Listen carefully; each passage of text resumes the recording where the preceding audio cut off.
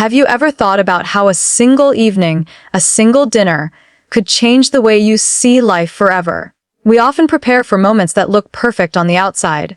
A candlelit dinner, soft music, the laughter of people we love. But sometimes, life has other plans. Sometimes, beneath the sparkle of romance lies a truth that humbles us, a lesson that shifts the very ground we stand on. This is not just a story of a romantic dinner. This is a story of a lesson so unforgettable, it became the heartbeat of a man's life.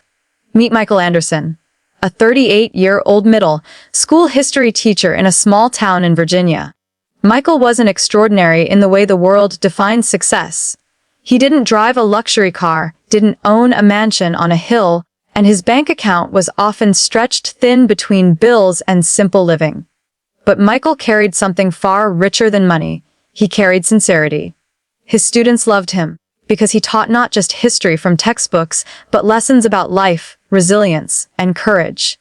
And yet, when the classroom doors closed, Michael's life was quiet, almost painfully so. For years, Michael had lived alone in a modest two-bedroom apartment. The walls were decorated not with family portraits or children's drawings, but with old vinyl records, dusty books, and fading photographs of his late parents. His heart carried the echo of loneliness. You see, Michael had loved once, deeply.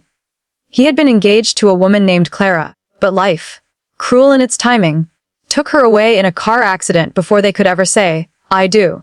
Since then, dinners meant reheating leftovers. Nights meant the company of silence. His laughter was reserved for classrooms, never for his own home. Until one evening, when a colleague convinced him to step out of his routine. It was a Friday evening. The autumn wind carried a chill, and the streets glowed with golden leaves falling under the dim streetlights. Michael had been invited to a small gathering, nothing extraordinary, just a casual dinner at a newly opened restaurant downtown. A chance to breathe outside the suffocating cocoon of solitude. He arrived in his old sedan, wearing his best navy blue blazer, one that had seen more parent-teacher meetings than celebrations.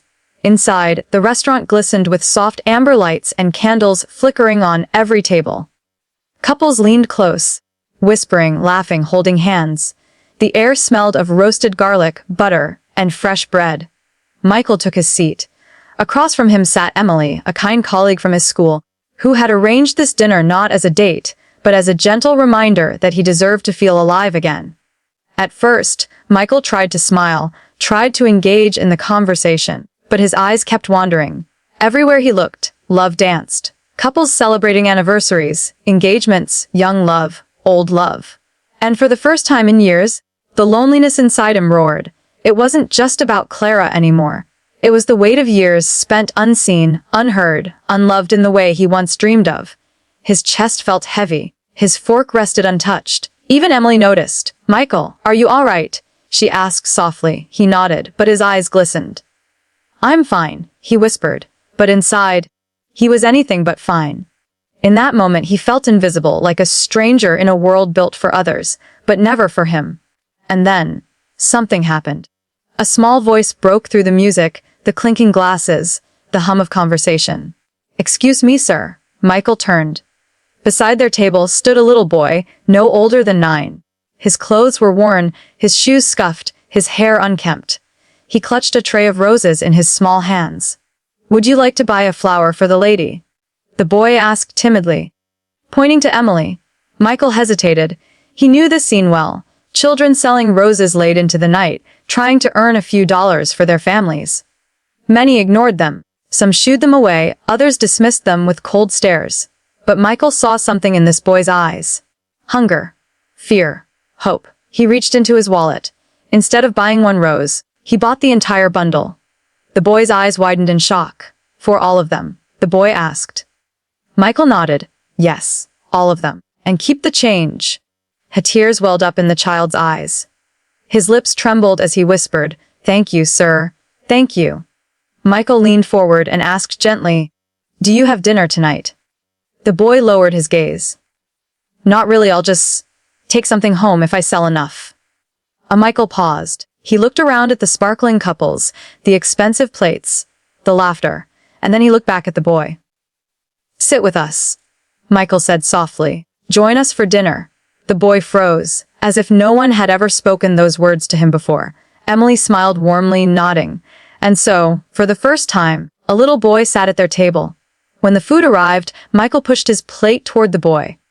"Eat, son," he said gently. The boy's eyes lit up as he devoured the meal: spaghetti, garlic bread, a slice of chicken. Every bite was joy, relief, survival. In that moment, Michael realized something profound. This dinner was never about romance. It was about compassion. It was about giving someone what life had denied them.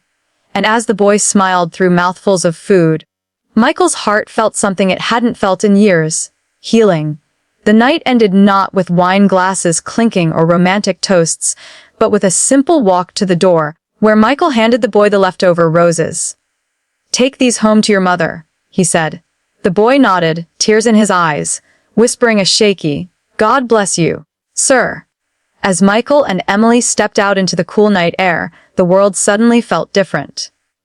Michael realized that life isn't measured by the dinners we attend, the wealth we own, or even the romantic moments we long for. Life is measured by the love we give, the kindness we share, and the lives we touch, especially when no one else is watching. That night, Michael went home, not to silence, not to loneliness, but to a heart filled with peace. Because he had learned that healing sometimes comes not from receiving love, but from giving it. It wasn't a romantic dinner that made the night unforgettable. It was the simple act of kindness that turned loneliness into love.